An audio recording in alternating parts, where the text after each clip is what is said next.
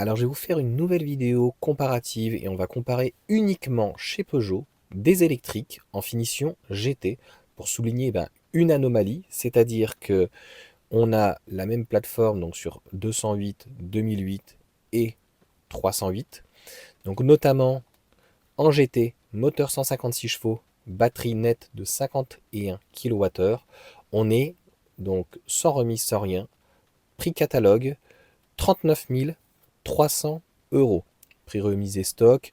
Normalement, même le véhicule a augmenté, mais bon, c'est le prix Peugeot comme il est indiqué. Le 2008 est quand même beaucoup plus cher. 43 900 euros pour la même chose, quelque chose qui est un petit peu plus grand.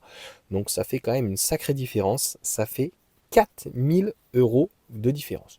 Alors bon, on va dire c'est un SUV, il est un peu plus gros, ça coûte plus cher, regarde les jantes en termes de style, enfin 4000 euros, c'est comme ça que les constructeurs depuis maintenant 10-20 ans aussi voient que ça plaît et ils font énormément de marge dessus.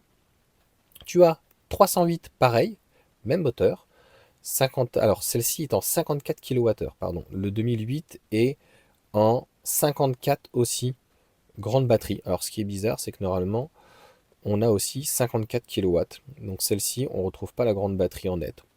Bon, euh, les petites anomalies des fois avec Peugeot, c'est un petit peu bizarre à ce niveau-là. Bref, on est sur du GT, motorisation électrique, et on est à 46 250. Donc on a quand même là, encore une fois, une très grosse différence déjà entre 208, 2008, et là, 308, 46 250. Je n'invente rien.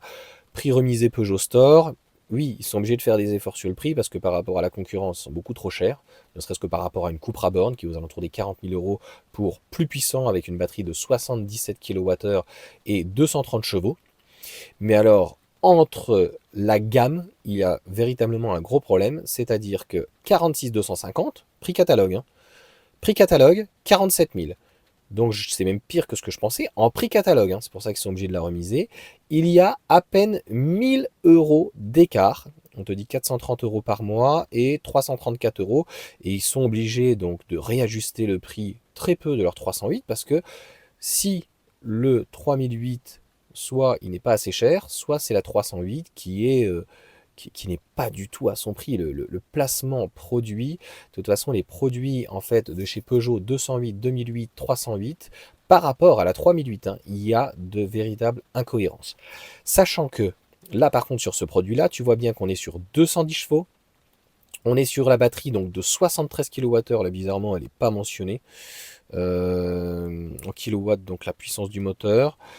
Et on est quand même sur le nouveau châssis STLA, donc en médium, toujours traction, et un véhicule qui est quand même beaucoup plus gros. Donc pour tous ces points, et puis l'iCockpit par rapport à 308 qui est beaucoup plus grand. Donc, iCockpit, moteur beaucoup plus puissant, batterie qui fait 20 kWh de plus.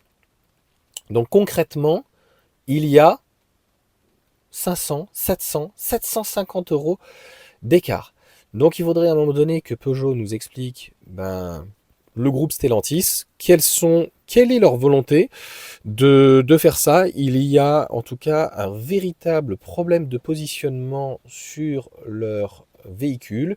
C'est vrai que Stellantis, donc avec Peugeot, avait exprimé qu'il s'était mis à 47 000, 45 000 aussi pour la version Allure. C'est vrai qu'en Allemagne, en Belgique et il me semble en Espagne, elle est 1000, 2000, 3000 euros de plus. Donc force est de constater que le bonus a des effets positifs, puisque sinon il n'aurait pas le bonus. Mais quand même, les véhicules électriques de chez Peugeot restent extrêmement chers. Dis-moi ce que tu en penses, si c'est normal ou c'est moi qui vois des incohérences partout et que finalement une 308, même à 44 870, c'est-à-dire un peu plus de 2000 euros d'écart. 2000 euros d'écart, je ne vois pas comment on peut justifier 2000 euros d'écart avec une batterie aussi grosse que le 3008, avec un moteur beaucoup plus gros et qui vient d'arriver et qui n'a pas fini en fait, si on peut dire, son développement, puisque le 3008 c'est celui qui utilise, voilà, encore une fois, une nouvelle plateforme, etc. Je rappelle quand même que le groupe Stellantis, au niveau donc châssis moteur, il est utilisé par de nombreuses marques, notamment Opel, l'Astra, et puis la Corsa, et puis c'est aussi chez Fiat, etc. Puis après, il y a aussi ces Jeeps, etc., etc., etc., etc. Donc tout ceci quand même devrait favoriser donc une baisse de prix au niveau du consommateur, mais non, je pense que la marge part dans le groupe Stellantis uniquement chez les actionnaires.